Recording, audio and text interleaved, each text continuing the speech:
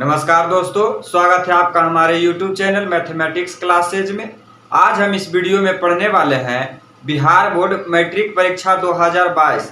जो विद्यार्थी 2022 में मैट्रिक परीक्षा देने वाले हैं और जो 2023 में मैट्रिक परीक्षा देंगे, उन सभी विद्यार्थियों के लिए यह वीडियो बहुत ही इम्पोर्टेंट है। तो हमने पिछले लेक्चर में पढ़ा था वास्तविक संख्या के बारे में। उसमें हम लोग यूक्लिड विभाजन एल्गोरिथम के बारे में पढ़ा था और उसमें कुछ उदाहरण को सोल्व किए थे। तो देखिए, हम लोगों को बेसिकली वास्तविक संख्या में क्या क्या चीज़ पढ़ना है। इससे वास्तविक संख्या से मैट्रिक बोर्ड परीक्षा में 10 नंबर के क्वेश्चन पूछे जाते हैं। तो देखिए, हम लोगों को बेसिकली पढ़ना क्या है, क्या क्या चीज़ पढ़ना है। तो देखिए, पहले हम लोगों को पढ़ना है यूक्लिड विभाजन एल्गोरिथम। यूक्लिड विभाजन एल्गोरिथम। दूसरा हम लोगों को पढ़ना है गुणनखंड विधि द्वारा एलसीएम और एचसीएफ ज्ञात करना है। तीसरा हम लोग अपरिमेय संख्या को सिद्ध करेंगे और चौथा में परिमेय संख्या का दशमलव प्रसार, मतलब शांत है या अशांत है। इस तरह का आप लोग 9th में पढ़े होंगे, उसी चीज को यहाँ भी पढ़ना है। तो यूक्लिड विभाजन एल्गोरिथम से हम लोग एचसीएफ ज्ञात करते हैं। एचसीएफ ज्ञात करते हैं और इससे सम विषम पर आधारित प्रश्न पूछे जाते हैं। सम विषम पर आधारित प्रश्न। तो चलिए हम लोग और एग्जाम्पल को सोल्व करते हैं और यूक्लिड विभाजन एल्गोरिथम से आप लोगों को एचसीएफ निकालने के लिए और सम विषम पर आधारित प्रश्न बनाने के लिए बताते हैं। तो वीडियो में आप लोग लास्ट तक बने रहिएगा और इस वीडियो को ज़्यादा से ज़्यादा अपने दोस्तों में शेयर करें। तो दोस्तों देखिए, अभी हमने बताया कि यूक्लिड विभाजन एल्गोरिथम का प्रयोग करके एचसीएफ किस तरह से ज्ञात करते हैं। तो देखिए एक उदाहरण, उसके माध्यम से हम लोग समझते हैं कि यूक्लिड विभाजन एल्गोरिथम से किस तरह से एचसीएफ ज्ञात किया जाता है। तो क्वेश्चन है कि यूक्लिड विभाजन एल्गोरिथम का प्रयोग कर 867 और 255 का एचसीएफ ज्ञात कीजिए। एचसीएफ ज्ञात कीजिए। तो देखिए, यूक्लिड विभाजन एल्गोरिथम बराबर, हमने कल फॉर्मूला बताया था पिछले वीडियो में कि A is equal to B Q plus R. क्या होता है? A is equal to B Q plus R. Euclid विभाजन एल्गोरिथम का फॉर्मूला होता है A is equal to B Q plus R. हमने बताया था कि यह फॉर्मूला कहाँ से आया है। ये फॉर्मूला आप लोगों पढ़े होंगे कि भाज्य बराबर भाजक गुने भागफल प्लस शेष। तो आइए इससे देखते हैं कि किस तरह से हम लोग एचसीएफ ज्ञात करते हैं, महत्तम समापवर्तक। तो देखिए, यहाँ पर 867 है और 255 है। तो इसको हम लोग बचपन में किस तरह से निकालते थे एचसीएफ, उस तरह से निकालेंगे। मतलब कि छोटा है 255, तो 255 से भाग देंगे 867 में। 255 से भाग देंगे 867 में, तो कितना बार में लगाएंगे? 3 बार में। कितना बार में लगाएंगे? 3 बार। समझ में आ रहा? 3 बार में लगाएंगे, कितना होगा?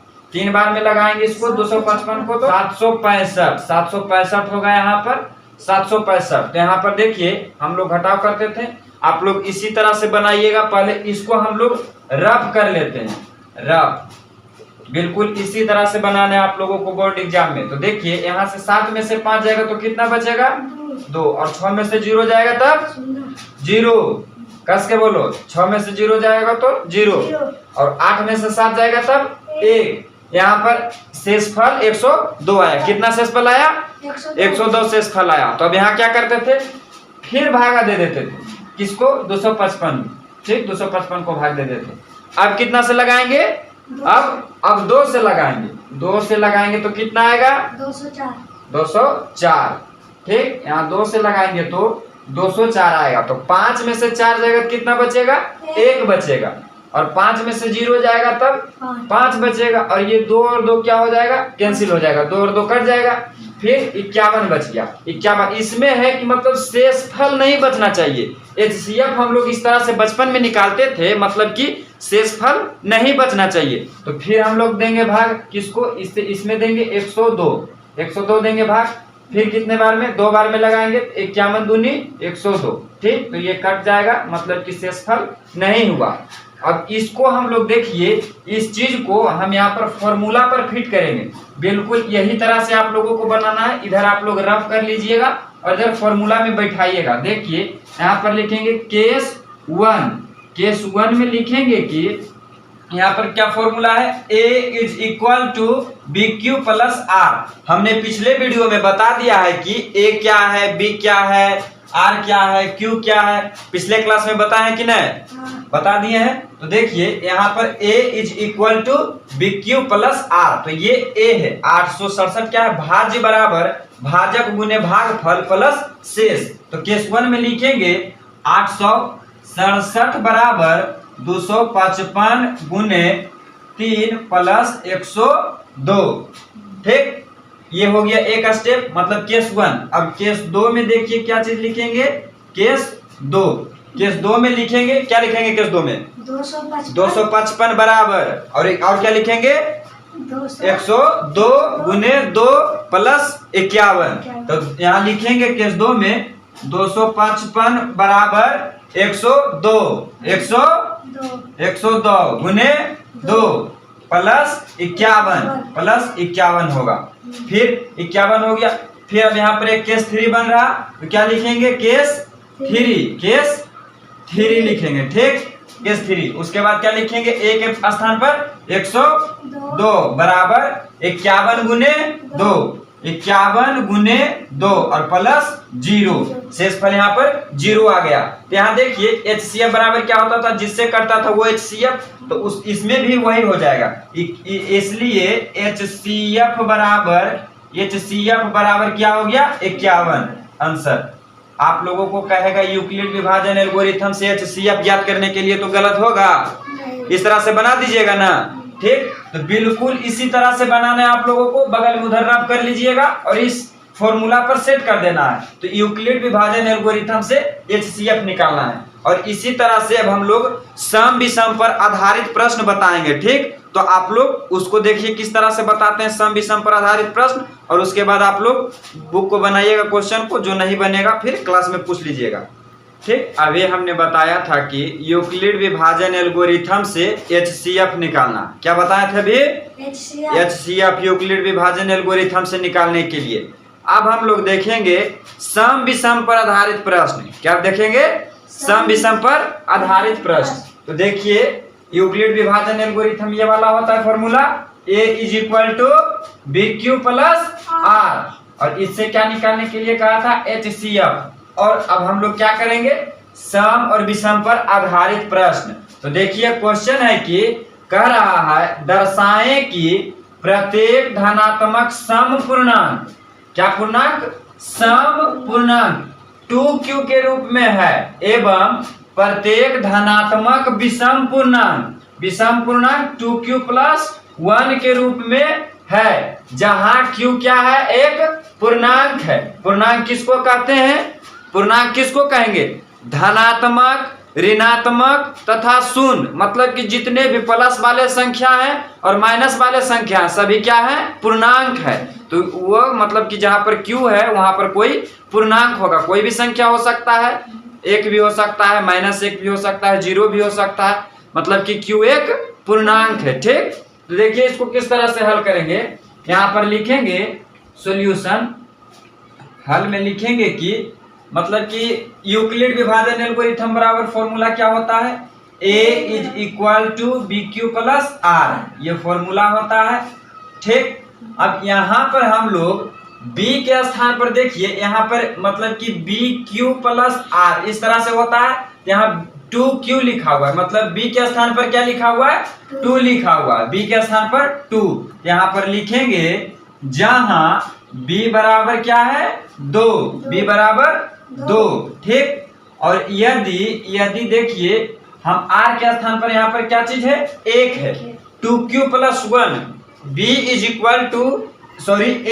Equal to B Q plus R, मतलब कि यहाँ पर इस तरह से लिखा हुआ है 2q प्लस 1, ये लिखा हुआ है, तो मतलब कि ये b हो गया और q के स्थान पर तो q ही लिखा हुआ है, प्लस r के जगह पर क्या लिखा हुआ है, 1 r के जगह पर 1 लिखा हुआ है। तो यदि r के जगह पर हम 0 मान लें, या 1 मान ले।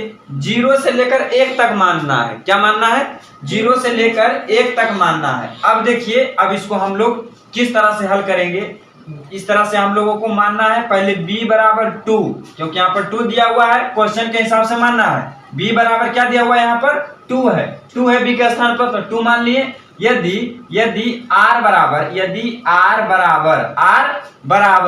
0 रहे या 1 रहे, 1 यहाँ पर r के जगह पर ज्यादा से ज्यादा क्या चीज लिखा हुआ है? 1 लिखा हुआ है, मतलब कि हमको 0 1 यहाँ पर छोड़ रहा था, क्या करते? 0 1 2 3 4 5 6 इस तरह से मानते, तो 1 लिखा हुआ है r के जगह पर, तो r के जगह पर क्या माने? r बराबर 0 और 1, 0,1। अब देखो, पहला केस लेते हैं, केस 1, केस मतलब चरण 1, केस 1।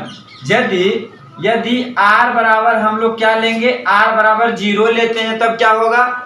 r बराबर 0 लेंगे तब क्या होगा? देखिए क्या होता है यूक्लिड विभाजन एल्गोरिथम का formula, a = bq plus r, यही ना होता है formula, a = bq plus r। तो हमने r बराबर क्या लिया है? 0 लिया है। तो देखिए यहाँ पर तो a बराबर हो जाएगा, b क्या चीज है? b बराबर यहाँ देखिए 2 माने हैं, 2 दिया हुआ है, इससे हम लोग 2 माना, 2 और q है तो q ही रहेगा, ठीक। और प्लस r के जगह पर क्या लिखे हैं? 0 लिखे हैं, तो 0 हो जाएगा। अब यहाँ देखिए, 2 में से 0 को जोड़ेंगे तो कोई परिवर्तन होगा? कोई परिवर्तन नहीं, तो मतलब कि a बराबर 2q, ये क्या हो जाएगा? सम संख्या। क्या हो जाएगा? सम संख्या, क्योंकि यहाँ पर कह रहा है 2q सम पूर्णांक 2q के रूप में, मतलब 2q जो आया वो सम संख्या हो जाएगा, ठीक, सम संख्या। अब यहाँ पर देखिए, हम लोग दूसरा केस लेते हैं, केस 2। केस 2 में लेते हैं, यदि क्या r बराबर 1 लेते हैं, यदि r बराबर 1 लेते हैं तब क्या होगा? यदि r बराबर 1, तो यूक्लिड विभाजन एल्गोरिथम का फॉर्मूला क्या है? a = bq plus r, a = bq plus r, ठीक। तो यहाँ पर देखिए a बराबर क्या हो जाएगा? b कितना है? b 2 है, b कितना है? 2 है, तो b के जगह पर 2 लिखेंगे, और q क्या है? तो q ही रहेगा, ठीक। और r बराबर क्या है? 1, r बराबर 1। तो देखिए यहाँ पर कह रहा था ना कि विषम पूर्णांक 2q प्लस 1, मतलब ये जो संख्या आई, ये कौन सी संख्या है? विषम संख्या, ये विषम संख्या है। ऐसे ही देखिए, यदि कोई सम में 2q क्या है? सम संख्या, 2q क्या है? सम संख्या। सम में कोई विषम जोड़ते हैं, जैसे कि 2 एक सम संख्या है, 2 में हम 1 जोड़ेंगे तो क्या हो जाएगा? 3 क्या है? विषम संख्या। तो सम में कोई हम विषम संख्या जोड़ते हैं तो विषम संख्या आता है। तो यही हमको दर्शाने के लिए कह रहा था कि 2q जो है वो सम संख्या है और 2q प्लस 1 विषम संख्या। तो इस तरह से दर्शाएंगे, ठीक, इस तरह से दर्शाएंगे, इसी तरह से बनाना है, और बहुत सारे क्वेश्चन इसी तरह से बनाएंगे। तो दोस्तों, यह वीडियो आपको अच्छा लगा हो तो अपने दोस्तों में शेयर करें। मिलते हैं नेक्स्ट वीडियो में, और नेक्स्ट वीडियो में भी हम लोग वास्तविक संख्या के अगले स्टेप को पढ़ेंगे। सम गुणनखंड विधि द्वारा एलसीएम और एचसीएफ को ज्ञात करेंगे। तो इस वीडियो को अपने दोस्तों में ज़्यादा से ज़्यादा शेयर कीजिए। मिलते हैं नेक्स्ट वीडियो में। जय हिंद।